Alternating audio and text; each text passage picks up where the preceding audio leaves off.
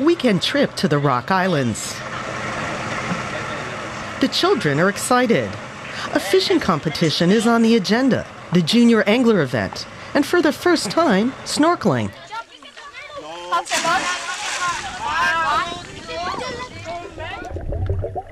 Here, the children can see biodiversity firsthand.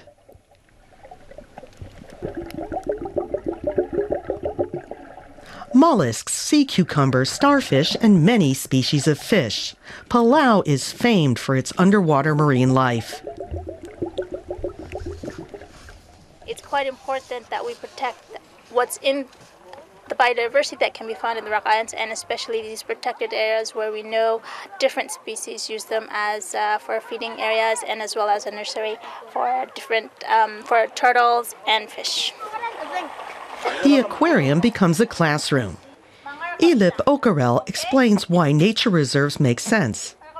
She heads a project aimed at convincing Palauans to take an active part in protecting their marine habitats. The children flock to Captain Molly, the project mascot.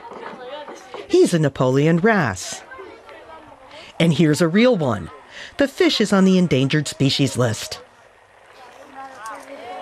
So we selected the Napoleon wrasse because it is found in the Rock Conservation Area, and we would like this as a flagship species for our other conservation areas within the Rock Islands because it is very important, and we still see them here in Palau, whereas other islands in Micronesia, in Guam, or in Point Bay, they don't see them anymore. The Rock Islands are a few hundred islands off Palau, former coral reefs shaped by wind and water. The Rock Island Southern Lagoon is a UNESCO World Heritage Site.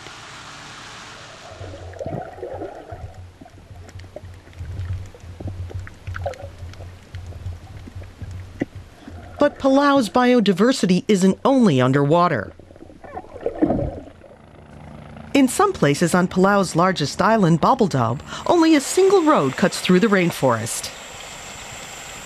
An estimated 1,000 tree and plant species grow here, and some of them only here. Palau's isolated location in the middle of the Pacific has led to flora and fauna adapting specifically to this environment. Like the rainbird, so called because it twitters just before a rainfall. The children in the school know it well. It's also a mascot, named Armella, an enjoyable way of putting species protection on the lesson plan.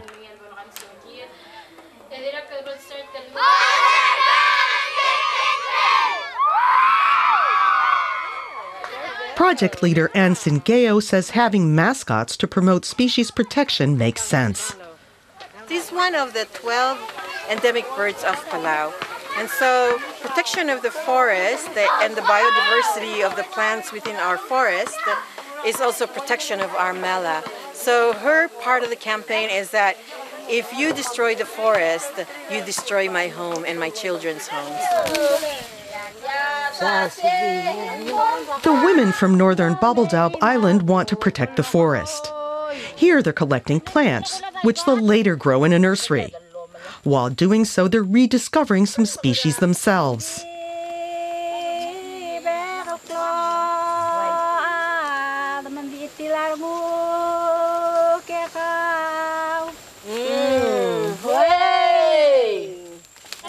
What is normally expected from people to interact with the earth peacefully, that has sort of been lost.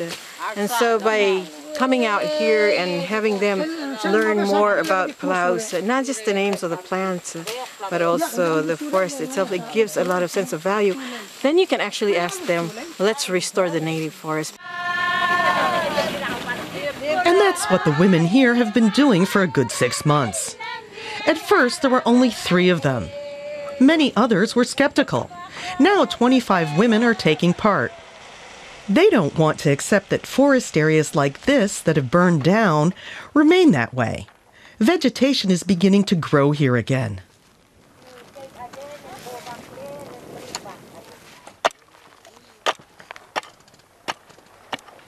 "72,000 plants are planned in all, so they have a lot of work ahead of them. And the women do it voluntarily, With simple means, they're also erecting barriers against the erosion that takes place when the rain comes. The water will take the soil to the sea, and from there they cover all the bottom, the sediment covers, and the shells that are used to live under, they die. The mangroves a few kilometers further down are already coated in sediment, but they can hold back only some of the soil. Everything beyond that is just going directly right into the reef.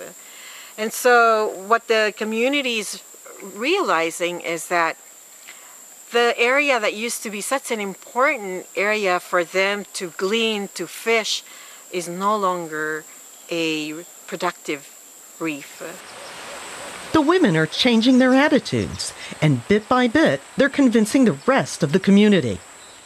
We try our best, and we wish and we pray for how can we gonna be like before. The children are too young to know what it was like before, but now they're learning that when they go fishing, they have to be selective and use the right methods.